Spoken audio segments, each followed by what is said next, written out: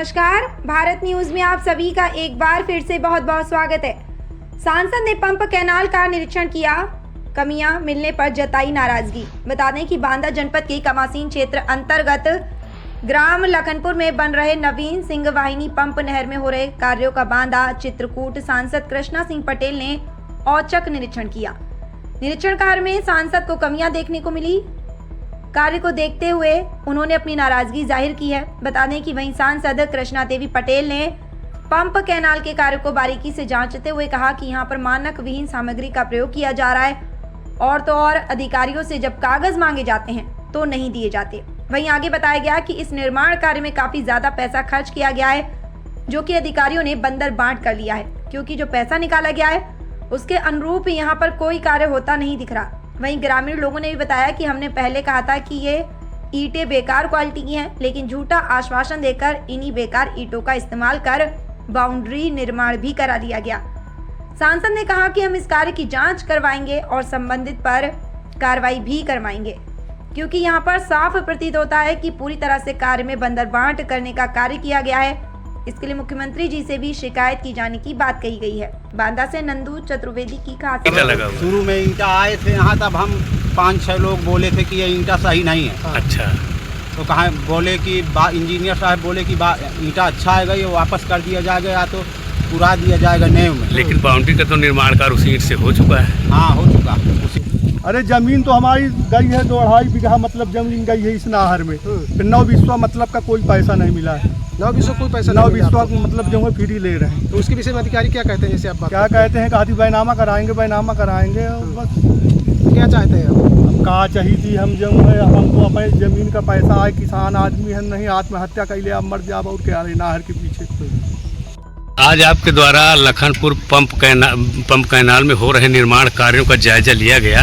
किस प्रकार की अनियमितताएं देखने को मिली हैं यहाँ पर? हम यहाँ निरीक्षण करने आए हैं पहली बार, मैंने कभी यहाँ आए नहीं।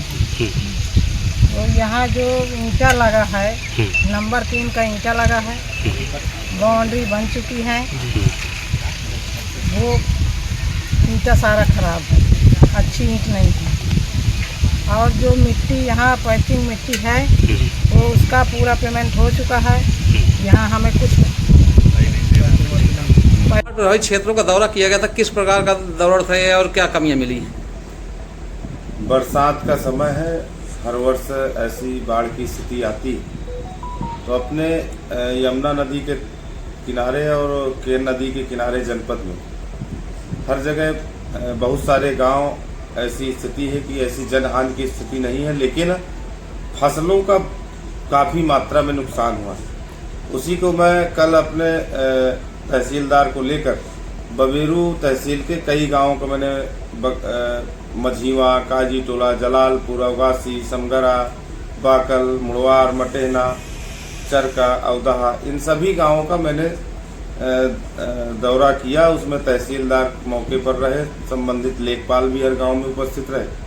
साथ ही मैं ड्रोन के साथ गया था ताकि हमको वास्तविक स्थिति की कितने में जल भराव, क्योंकि स्थितियां ये आती हैं कि बाद में अधिकारी और लेखपाल ये कहते हैं कि इतने लोगों का पात्र है ही नहीं।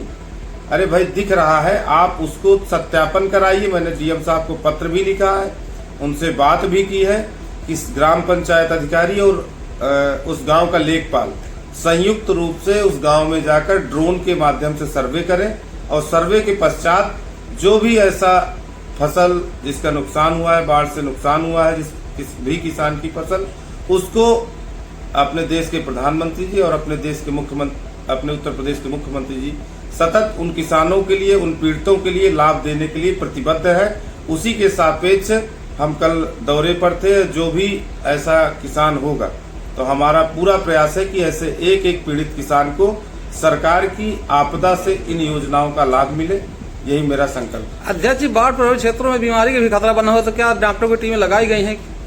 निश्चित ही डॉक्टरों की भी टीम लगी है, कहीं कहीं हमने देखा भी है।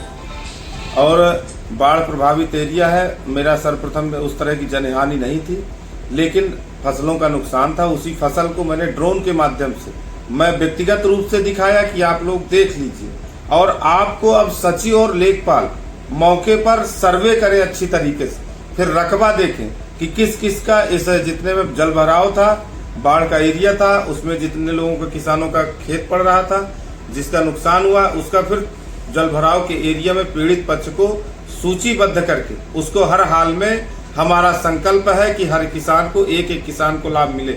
ये मेरा बिल्कुल संकल्प है और इसके पीछे मैं तहसील पर भी बैठूंगा। अगर कोई अधिकारी या कर्मचारी इसमें डिस्टर्ब करेगा तो खुद भुगतेगा।